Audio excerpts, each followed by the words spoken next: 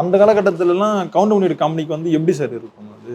அப்போ பார்த்துக்கிட்டு இருந்தோம். ஒரே ஸ்டைல் ஆஃப் காமெடி நல்லாயிருக்கும். ஒரு மாதிரி வேடிக்கையாக இருக்கும். ஒரு படத்தில் வந்து சாயந்தரத்துக்கு மேலே கண்ணு தெரியாத அதெல்லாம் ஒரு மாதிரி வேடிக்கையான காமெடி.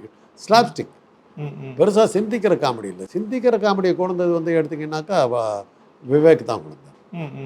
விவேக் வந்ததுக்கப்புறம் தான் கொஞ்சம் காமெடியில் வந்து சில விஷயங்கள் வர ஆரம்பிச்சு. பகுத்தறிவு பேசுறது மாத்திரம் இல்லாமல் கொஞ்சம் வாழ்க்கைக்கு தேவைப்பட்ட கருத்துக்களை சொன்னதை எடுத்திங்கன்னா விவேக் வந்தார்.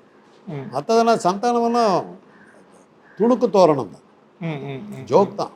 கவுண்டமணி பற்றி சொல்லும் போது கவுண்டமணிக்காக ரஜினியை வந்து காத்திருந்தார்னு சொன்னீங்க.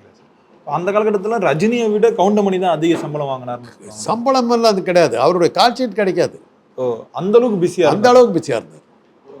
3 மணி நேரம் ஃப்ரீன்றார். அந்த 3 மணி நேரத்தை காசாக்குறாரு. அந்த அளவுக்கு அவருக்கு டிமாண்ட். அந்த மாதிரி டிமாண்டில் இருந்து ஒரு சுருளிராஜன் அந்த மாதிரி டிமாண்டில் இருந்தார். அவர் ஹாஸ்பிட்டலில் அட்மிட் ஆகி படுத்துருக்கிறார். அங்கே வந்து ஷூட்டிங் எடுக்கிறதுக்கு வர்றாங்க. நாங்கள் சொல்கிறோம், இருந்தாலும் இன்னும் 2 நாள் செத்து போடுவாங்க, போகுது. கூட்டிகிட்டு போய் சாகடித்து தானே விட்டாங்க. கடைசி நிமிஷம் வரலும் வந்து அந்த லிவர் ஃபெயிலியர் ஆகிடுச்சு அவருக்கு. சாக போகிறார். விட்டு வேணான்னு கூப்பிட்டு போய் படம். அந்த அளவுக்கு டிமாண்டில் இருந்தார் சுருளிராஜன்.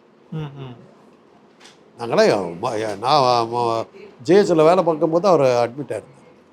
டெய்லி போய் பார்ப்பேன். முடிச்சு போச்சுன்ட்டாங்க, ஒன்றும் பண்ண முடியல. இன்றைக்கும் வந்தாலும் அது பண்ண முடியல, லிவர் ஃபெயிலியர்.